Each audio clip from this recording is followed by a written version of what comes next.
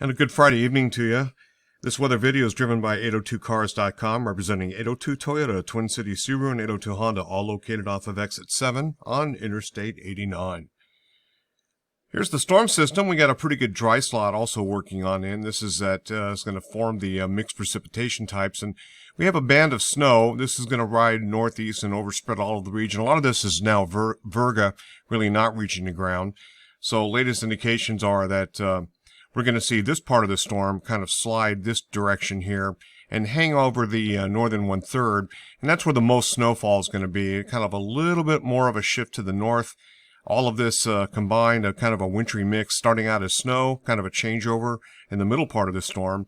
And then this particular area here has some potency north of the area of low pressure, and then a pressure jump locking in the colder air that will change the colder air aloft to all snow, and even make it fall in a little bit of a burst during the probably the dawn, roughly into the about noon hour. Some of that could carry into the early afternoon.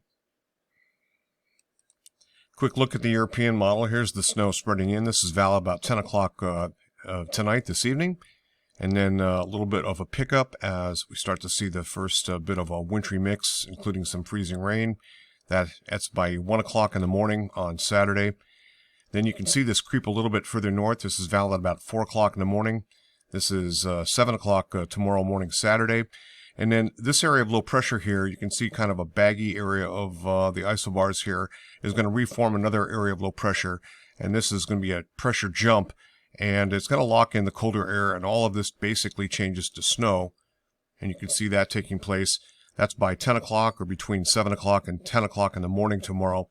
And you could see even some heavier snowfall located sort of north of the Barry-Montpelier area and then up near the Canadian border. And then that begins to push on out. This is valid by 1 o'clock, and you can see an ending here as we head later in the day. A lot of this will be pretty much finished up in the early afternoon as it looks right now. And this is the SPC HREF model, and again, it's doing pretty good. This is valid about 9 o'clock this evening. That would be 10, 11. We get into midnight, and we're starting to see some heavier snow beginning to work in. Of course, this is rain, this is freezing rain, this is sleet, or a mix. And you can see the progression here. This is valid by about 4 o'clock in the morning. You can see some of that freezing rain is starting to take place now. A little bit of rain on some of the Southern Valley floors, Route 7 corridor, for example. This has a very good depiction, and notice this is our heavier snow zone that's going to sweep off to the east. And as I run that, you can see that changeover. That second area of low pressure will then pull this, and it gets colder aloft, and everything changes back pretty quickly to snow. This is valid by 10 o'clock in the morning tomorrow.